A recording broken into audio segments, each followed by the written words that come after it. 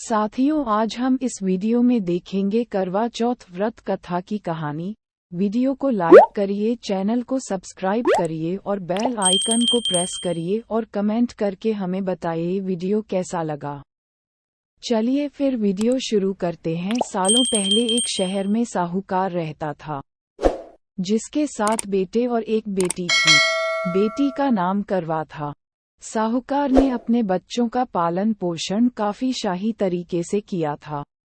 सभी भाई अपनी इकलौती बहन को बहुत मानते और उस पर अपनी जान छिड़कते थे। उन्होंने उसकी शादी एक अमीर साहूकार के साथ एकदम शाही तरीके से की।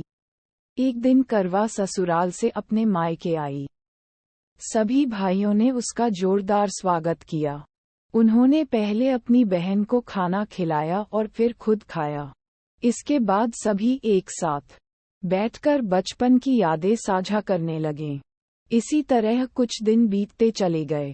एक दिन शाम को जब करवा के 7 भाई अपने काम से घर लौटे, तो उन्होंने देखा कि उनकी बहन काफी उदास होकर बाहर बैठी थी। अपनी बहन करवा को उदास देखकर सभी भाई चिंतित हो गए। वो तुरंत उसके पास गए और उदासी का कारण पूछने लगे। इस पर करवा ने बताया कि उसने अपने पति के लिए करवा चौथ का उपवास रखा है और चांद के इंतजार में सुबह से ही भूखी प्यासी है। जैसे ही चांद निकलेगा वह उसे देखकर अपना उपवास तोड़ेगी। ये सुनकर भाइयों का भी मन उदास हो गया।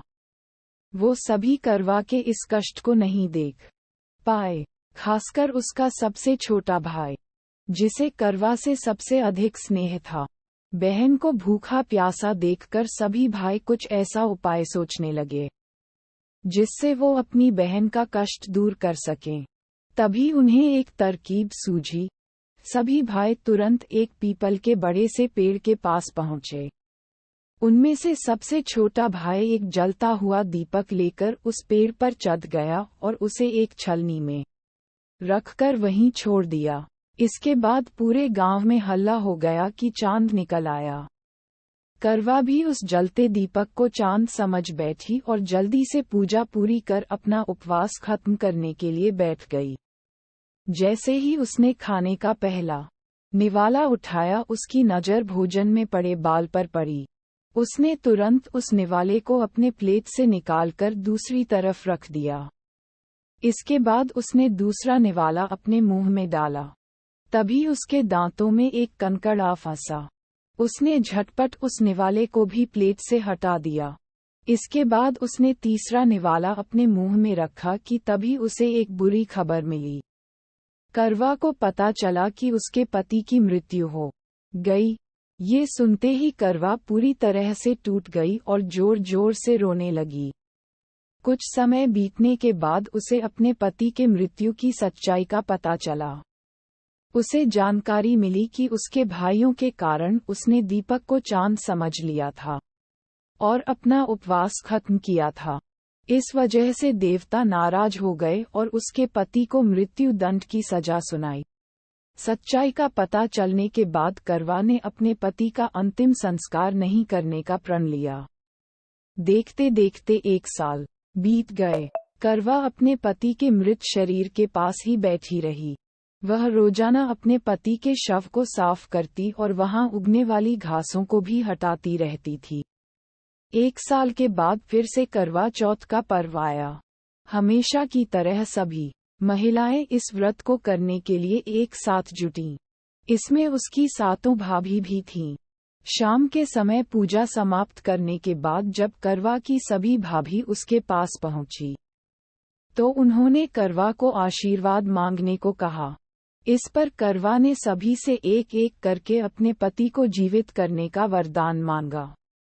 करवा की यह मांग उसकी भाभी पूरी नहीं कर सकती थीं। उन्होंने करवा को समझाया भी, लेकिन वह नहीं मानी। फिर उसकी एक भाभी ने बताया कि उसके छोटे भाई के वजह से ही ऐसा हुआ है, तो उसकी छोटी भाभी ही इस स्थिति को ठीक कर सकती है। ये सुनकर करवा अपनी छोटी भाभी के पास गई और उनके पैर पकड़कर अपने पति को जीवित करने का आशीर्वाद मांगने लगी।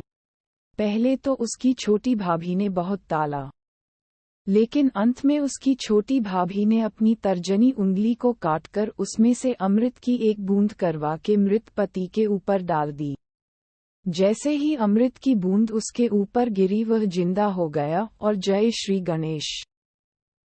श्री गणेश के नारे लगाने पड़े। इस घटना के बाद से ऐसी मान्यता है कि करवा चौथ का व्रत करने से गौरी शंकर खुश होते हैं और महिलाओं के सुहाग की रक्षा का वरदान देते हैं। इस कहानी से यह सीख मिलती है कि इंसान को हमेशा सच्ची भक्ति से पूजा पाठ करनी चाहिए। अगर इसमें किसी प्रकार की कमी रहती है तो उसके बुरे परिणाम भुगतने पड़ सकते हैं। वीडियो देखने के लिए आप सभी का बहुत बहुत धन्यवाद।